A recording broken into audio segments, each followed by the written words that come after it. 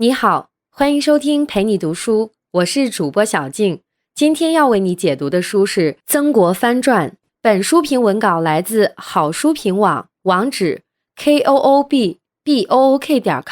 本书评传写者丽姐，她是一位非常喜欢历史书籍的小姐姐，希望大家能够喜欢她的讲评。本音频与视频未经许可，请勿转载，谢谢合作。下面我们会用大概20分钟的时间，简单的介绍一下这本书。本书作者是现代作家学者张宏杰，蒙古族，1972年生于辽宁，复旦大学历史学博士，清华大学博士后，就职于中国人民大学清史所。作家莫言评论他道：张宏杰以冷静细致的笔法，把人性的复杂、深奥、奇特、匪夷所思、出人意料而又情理之中表达得淋漓尽致。原本熟悉的历史事实在他笔下呈现出完全不同的面貌，新鲜而又迷人。张悦评论他的作品既有学术研究，又有价值观支撑，还有温暖的人性关照和有个性的表达，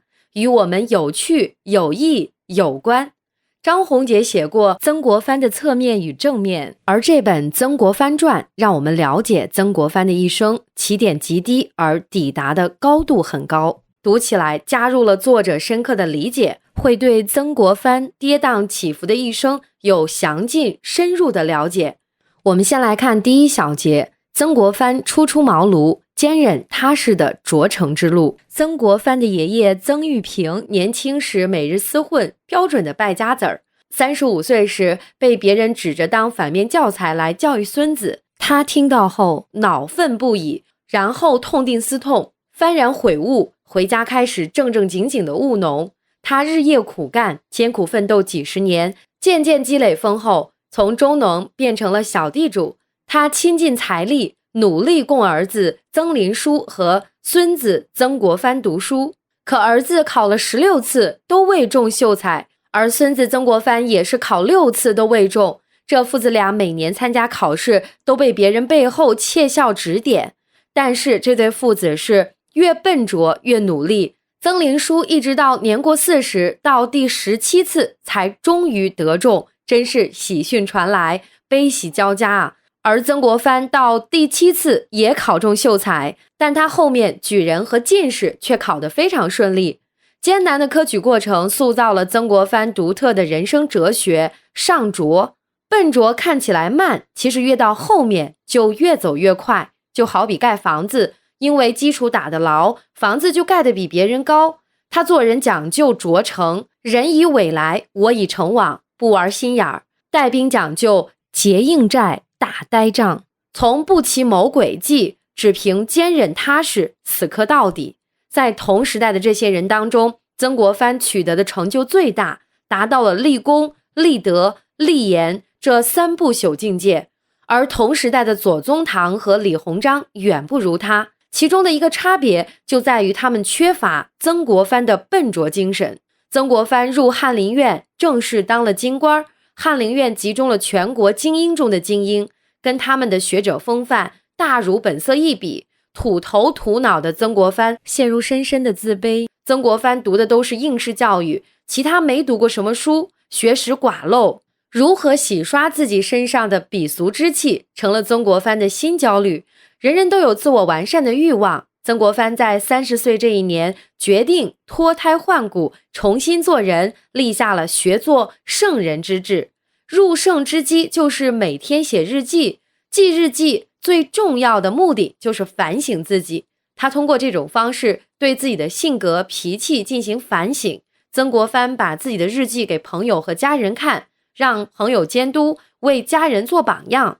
第2小节，曾国藩的气质、习惯一天天发生着改变。曾国藩不光修身立志取得很大的成绩，在仕途的升迁也非常迅速。在翰林阶段，最重要的任务就是学习。曾国藩给自己立下12条做人的规矩和课程标准，并严格遵循。4年后突逢翰林大考，好多人贪图玩乐，荒废学业，都慌作一团。而他因为平时自律和不断学习，在关键时刻成绩考得非常好，道光皇帝亲自召见，一下子升了4级，3年后又逢大考，名次仍然不错，由从4品骤升2品，超越4级。曾国藩注重研究实际政治，虽然致力理学，但是他并没有被理学遮蔽全部视野。刚升官后雄心勃勃，想在国家大政中有所建树，但是道光年间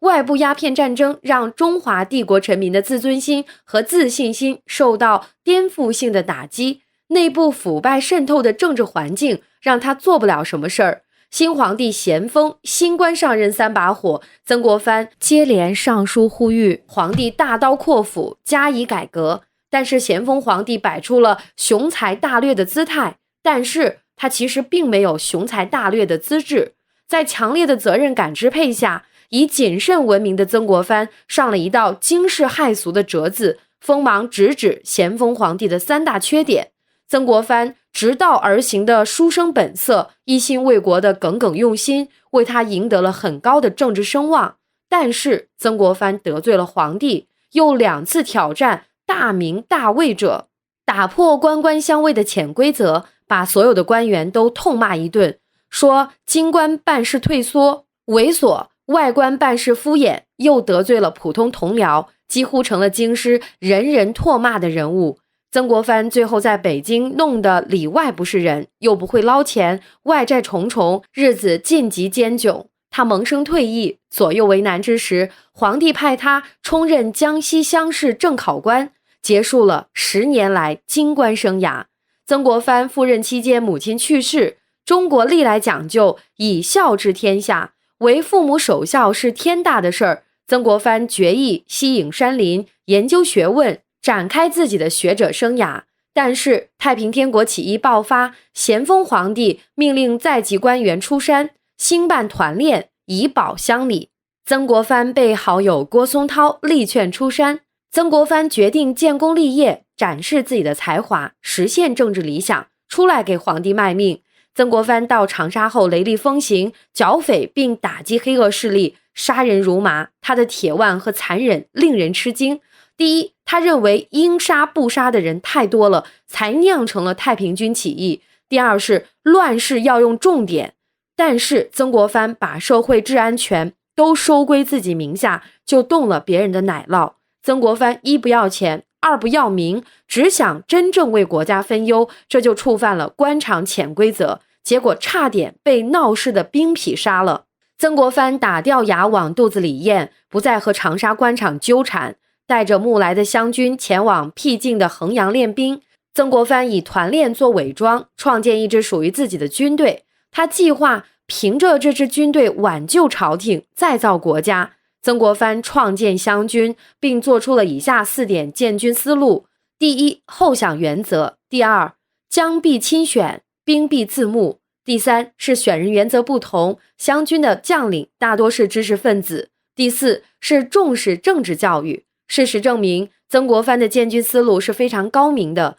湘军日后的成功正是基于这些制度基础。但太平军不是普通的敌人，他不仅是清王朝的敌人，也是整个传统文化的敌人。洪秀全根据西方的基督教创建了拜上帝会，为了统一思想，宣传中国传统文化均为妖。太平军所到之处，遇到民寺古刹、书院、古迹文物，或者焚毁一空，或者改作兵营、仓库、土场，要焚毁所有中国经典，扫灭所有中国传统信仰。曾国藩是理学家，在他眼中，儒学是天地间唯一的真理。他认为，如果太平天国起义成功，中国将陷入巨大的蒙昧，这是他决定挺身而出抵抗的根本原因。但是咸丰皇帝不断的瞎指挥，想把曾国藩的这点兵当成芝麻盐，需要就撒，撤完拉倒。曾国藩认为他的军队是天下全部的希望，绝不能轻易孤置一注。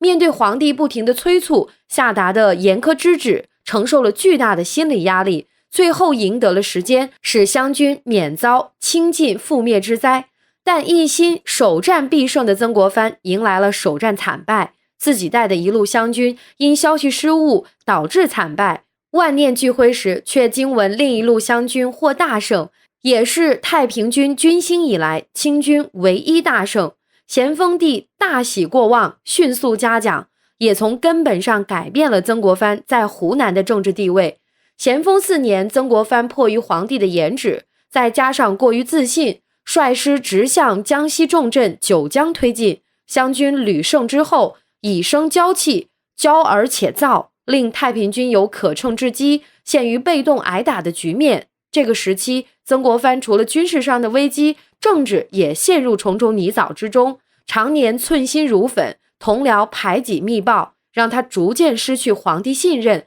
拿掉了兵权。曾国藩在家举动大异常态，整日生闷气，在极端痛苦中看了朋友推荐的老庄著作，让他恍然见到了另一片天地。几千年前的圣人之言给了他意想不到的启示。曾国藩静下心来反思，并致信各位好友，让大家给他多提意见。反复阅读好友来信和回忆既往，越来越清楚地看到了自身的致命弱点：太自傲，太急切，一味蛮干，一味刚强，偏激好名，常以圣贤自命，而以小人目人，面色如铁，话语如刀。曾国藩大悔大悟，思维方式发生了重大转变。2年后被皇帝重新启用后，曾国藩变了，变得和气、谦逊、周到。他努力包容那些丑陋的官场生存者，此举让他在官场上如鱼得水，备享比以前大为顺利。第二，他对皇帝不再那么直言不讳，而是学会了打太极拳。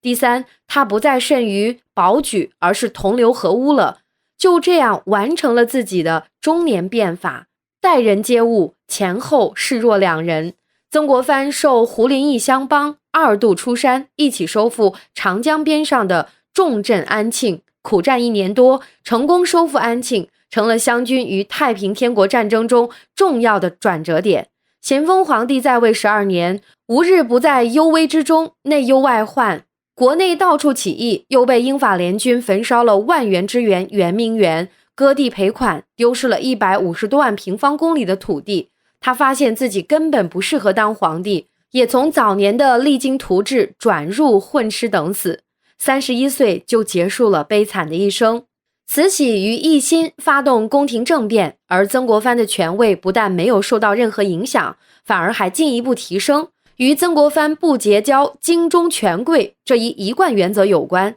在一心和慈禧的联合主政下，曾国藩得到了坚定的支持。可是看起来万事俱备，天时地利人和拮据，然而大功克成之际，往往烦恼尤多。攻打南京城是平定太平天国最后的战役。曾国藩的弟弟曾国荃一心要夺天下第一功，年轻见识窄，看事过于简单，好大喜功。他急于复制安庆的辉煌，违抗军令，一路猛攻，与花台恶战成了曾国藩人生最焦灼的46天。曾国荃苦苦鏖战，围打了南京城2年多，疯狂开挖了几十条地道，终于有一条侥幸穿到城下，终得攻破。曾国藩一时万端交集，喜剧悲欢。湘军平定太平天国到底是功是过？长久以来众说纷纭。太平天国最大的问题是要毁灭全部中国文化。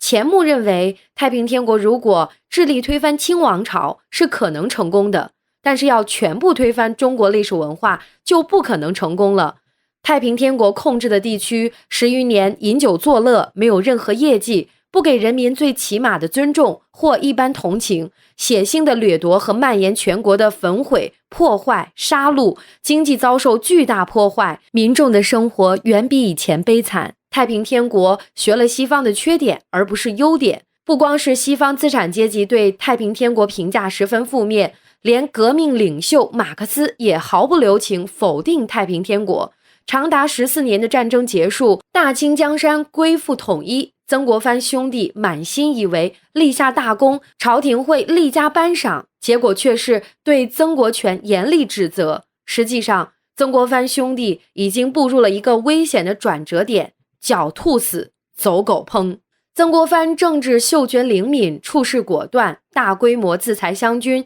完成了政治上的退却，缓和了同清朝政府的矛盾，巩固了自己的地位。太平天国是中国历史这出老戏中常见角色，官逼民反，无代无知。洋人则是这片舞台新出现的事物，中西方武力差距极其悬殊，如同幼儿面对成年人，并不在同一个水平面上。曾国藩的国际观最初和绝大帝国官僚没什么两样，那就是天朝高高在上，外夷自应该俯首称臣。在第二次鸦片战争后，曾国藩的对外观念和思路发生了巨大转变。他遇事喜欢深思，寻求从根本解决问题。除了仔细阅读很多外国人相关的书籍，他还努力接触西洋事务。第三小节，曾国藩的外交观念。曾国藩形成了3个与当时与众不同的外交观念。第一，打破无知妄为，不能强迫一个比你强大的人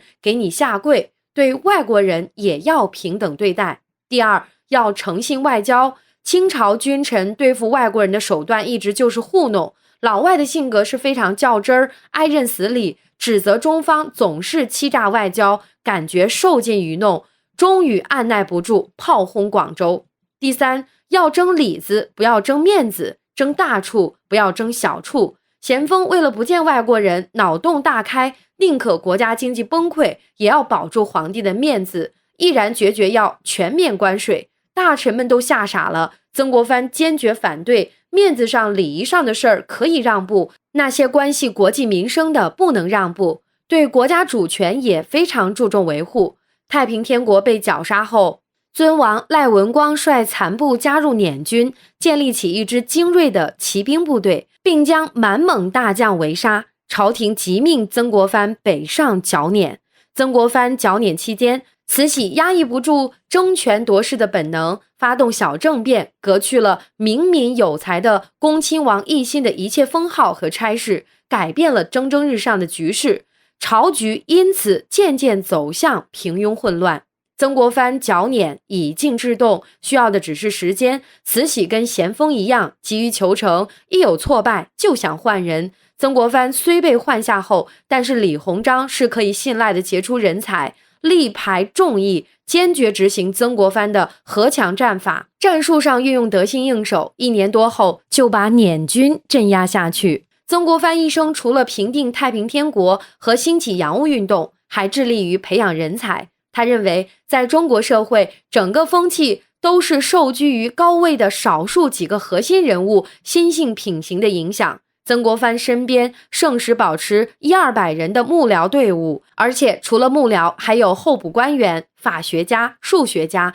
天文学家和机械师等等。中国当时一切出类拔萃和著名的人物都被他的品德和声誉磁石般的吸引。曾国藩对待下属就如同老师对待学生一样，按期组织考试，深夜批卷，还有面授，通过谈话反复开导。曾国藩认为，天生大才极少，中等以下人才都可以通过培养、教育造就出来。对李鸿章这块美誉，曾国藩精心训导，尽心雕琢，身体力行，努力以自己的表率来影响李鸿章。而李鸿章也顾全大局，从来没有跟曾国藩撕破脸，懂得有进有退，知道感恩，这是与沈葆桢和左宗棠最大的不同。捻军平定，曾国藩调任直隶总督，赴任期间考察直隶的吏治风气极坏，他对当场官员痛加整顿，淘汰劣员，清理积案。他的所作所为给全国各省树立了良好的榜样。同治9年，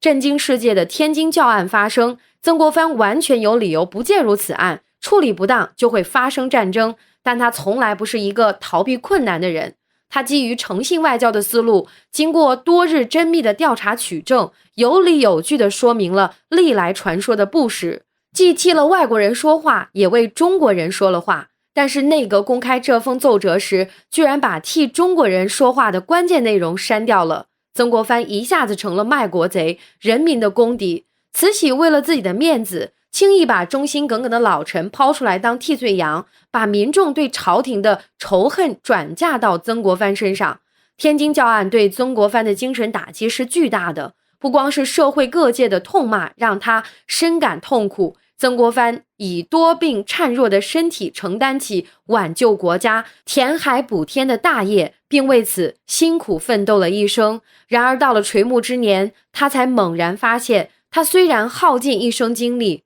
但这片天自己补不起来了。他用尽全力，又在洋务上做了一件大事，那就是奏请派出第一批官费留美学生，派这些学生远赴外国学习，才能取得远大的发展，推动这个古老而多灾多难的国家向前走一步。晚年的曾国藩虽然已经灯枯油尽，仍然勤奋有恒，直到生命的末尾，曾国藩仍然没有停止高强度的工作，也没有停止自省。同治11年2月初4，曾国藩为了这个国家耗尽了最后一滴心血。这本书讲的差不多了，好了，我们简单总结一下，传统的人格之美集中在了曾国藩身上，立功、立德、立言，曾国藩全做到了。曾国藩用自己的一生证明人的意志力所能达到的高度。曾国藩跌宕起伏的一生令人感慨万千，他志存高远，方得始终。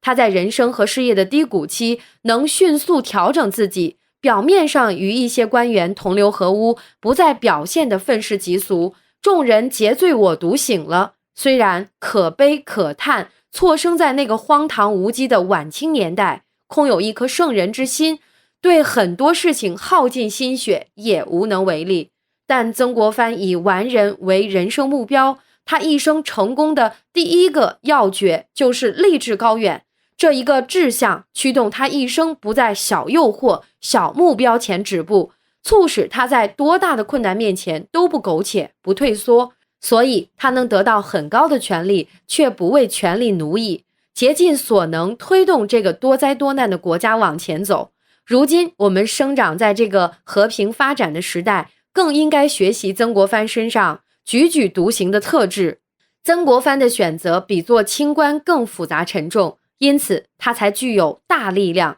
才能成就大事业。辍取权力，既不要光想着为自己做谋取私利的事，战战兢兢却早早落马，留下贪官污吏的骂名，也不要做海瑞式的清官，衬托他人的不洁。空有抱负，却处处受限，被排挤打击，根本做不了改革国计民生的大事。即使你痛恨不平，愤世嫉俗，但更要立志高远，同时韬光养晦，不断学习和自省，争取强大和卓越。这样当你得到权力或者有所成就的时候，才不会被权力羁绊和奴役，真正是权力为之所用，亲之所用。希望这样的人越来越多，吾辈当自强，滴水汇成大海，推动国家和民生强盛，让那个可悲可笑的荒唐年代离我们越来越远，让未来可期。以上就是本书的全部内容，感谢关注陪你读书，欢迎点赞分享，